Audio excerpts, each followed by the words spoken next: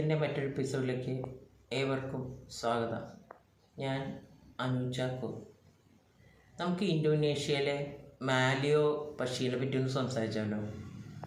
ഇന്തോനേഷ്യയിൽ ഒരു മാലിയോ പക്ഷിയുണ്ട്.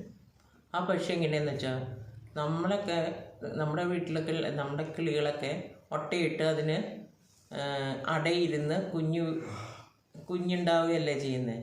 ഇവർ മുട്ടയിട്ട് എന്ത് ചെയ്യുന്നത് വെച്ചാൽ, ഒരു 3 അടി താഴ്ചയിൽ ഒരു കുഴി ഉണ്ടാക്കും. എന്നിട്ട് ആ കുഴിയിലേക്ക് മുട്ടയിട്ടിട്ട് ഈ മണ്ണുകൊണ്ട് ഇങ്ങനെ കംപ്ലീറ്റ് അടച്ചു വെച്ചിട്ട് കിളി പറന്നു പോകും മാലിയോ പക്ഷി. ഇതിൻ്റെ സമയമാകുമ്പോൾ ഈ മുട്ട വിരിഞ്ഞ് ഈ കുഞ്ഞ് ഈ മണ്ണ് മാന്തി മുകളിലേക്ക് എത്തും. പക്ഷേ ഈ മണ്ണ് മാന്തി വരുമ്പോൾ ചിലത് മരിച്ചു പോകും. എന്നുവെച്ചാൽ എല്ലാത്തിനും സക്സസ് ആയിട്ട് മുകളിലേക്ക് വരാൻ പറ്റില്ല. പക്ഷേ മുകളിൽ എത്തിക്കഴിഞ്ഞാൽ, അതായത് ഈ 3 അടി മണ്ണ് മാന്തി മുകളിൽ എത്തിക്കഴിഞ്ഞാൽ, ആ കിളി മുകളിലേക്ക് വന്ന ഉടനെ ചിറകൊന്ന് ഇങ്ങനെ, ഈ മണ്ണല്ലേ അതൊന്നിങ്ങനെ എന്താ പറയുക, കുടഞ്ഞു കളയും. എന്നിട്ട് അത് അപ്പം തന്നെ പറക്കാൻ ശ്രമിച്ച് പറന്ന് ഇര പിടിക്കാൻ നോക്കും മാലിയോ പക്ഷി. അപ്പം ഞാൻ ആലോചിക്കുക, നമുക്കൊക്കെ എങ്ങനെയാണ്? നമുക്ക് ഒന്ന് സങ്കല്പിക്കാൻ പറ്റുമോ?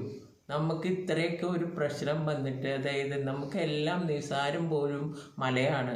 ഒരു ഉറുമ്പ് കടിച്ചാൽ അത് നമ്മളെ പാമ്പ് കടിച്ചതിന് തുല്യമാണ്. നമ്മൾ ചൊറിയിൽ മാന്തല അലർജി പിടിച്ച് നിൽക്കും. അതുപോലെ ഈ കിളി, ഇത്രയും നിസ്സാരമായ ഒരു കിളി ഈ മണ്ണിൻ്റെ അടിയിൽ നിന്ന് പുറത്തു വന്ന് അത് പറന്ന് ഇതാവുന്നു. നമുക്ക് നിസ്സാര കാര്യങ്ങൾ പോലും നമ്മൾ പർവ്വതം പോലെ വലുതാക്കി നമുക്ക് അതുകൊണ്ട് അത് ചെയ്യാൻ പറ്റില്ല, ഇത് ചെയ്യാൻ പറ്റില്ല എന്ന് പറയുന്ന നമ്മൾ മാലിയോ പക്ഷിനെ ഉദാഹരണമാക്കി എടുക്കണ്ടേ? നമുക്ക് ദൈവം തന്ന എത്രയോ നല്ല താലന്തുകൾ ഉപയോഗിച്ച് നമുക്ക് എത്രത്തോളം ഉയർച്ചയിൽ എത്താമെന്ന് നമ്മൾ നിസ്സാര കുറവുകളെ പറഞ്ഞ് പെരുപ്പിച്ച് കാണിച്ച് നമ്മൾ എത്രയോ പിന്നിലേക്ക് പോകുന്നു. നമുക്ക് ഇതിൽ നിന്നൊന്ന് പുറത്തേക്ക് വരണ്ടേ?